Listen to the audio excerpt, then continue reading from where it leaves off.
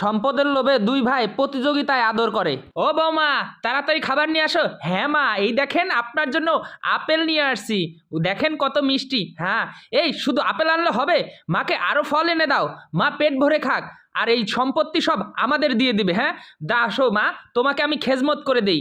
এই বলে মায়ের পা টিপে দিচ্ছে। হ্যাঁ মা, এই বাক্স তো আমিই পাবো, আর এর ভিতর যে ধনরত্ন আছে বাবা, সব তোমারই হবে। এর ভিতর ছোট ছেলে চলে আসলো। হ্যাঁ মা, এই দেখো তোমার জন্য আমি বড় বড় মিষ্টি মিষ্টি আপেল নিয়ে আসছি, তুমি খাও, আমি তোমার খেজমত করতে চাই। আরে না, আমি খেজমত করতে চাই।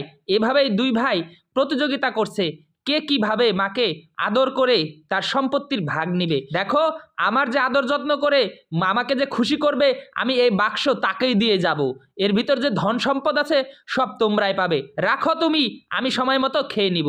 সবাই খাবার দিয়ে চলে গেল, আর মা বসে বসে খেতে লাগলো। এখন বলল, আরে ভাই, দিনকে দিন তো মাকে এইভাবে ভালো মন্দ খাইয়েই যাচ্ছি, মা তো আমাদের সম্পত্তি দিচ্ছে না, আর দিনের পর দিন খেয়ে দিয়ে শুধু নাতুস নুতুস হচ্ছে, এই সম্পত্তি কবে পাবো ভাই? এভাবে তার ভাল লাগছে না। হ্যাঁ ঠিকই আছে, দিনভর শুধু খাচ্ছে আর এভাবে গোকরা সাপের মতো ফনা তুলছে, কিছু একটা করা যাক। এভাবেই তখন আবার চলে গেল ছোট ভাই। আবার পরের দিন মায়ের বুকে ব্যথা। বাবা, বাবা তোরা কোথায়? আমি তো গেলাম শেষ হয়ে। তখন দুই ভাই আবার বউ চলে আসলো। মা, কি হয়েছে? বাবা, এর ভিতর যে সম্পদ আছে আমি তোদেরকে তো দিয়ে যেতে পারলাম না, তোরা দুই ভাই সমানে ভাগ করে নিয়ে যাস। এইভাবে মা ওপারে চলে গেল।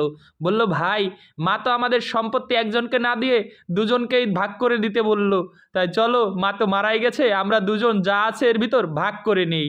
এই বলে যখন ব্রিফকেসটা খুলতে গেল, খুললো না। আরে ভাই, এর ভিতর দামি মূল্যবান সম্পদ, সহজে খুলবে না, দাঁড়াও আমি ভাঙারটা নিয়ে আসি। ভাই একটা লোহার ডান্ডা নিয়ে এসে খোলার চেষ্টা করলো। তারপর বেরোতে বেরোতে ঠিকই লোহার তালা ভেঙে গেল। বললো, ভাই খুলেছে। খুলে দেখতে পেলো, কিরে, এর ভিতর তো কিচ্ছু নাই, শুধু একটা কাগজ। ভাবলো জমির দলিল। তখন সবাই পড়ে অবাক হয়ে গেল।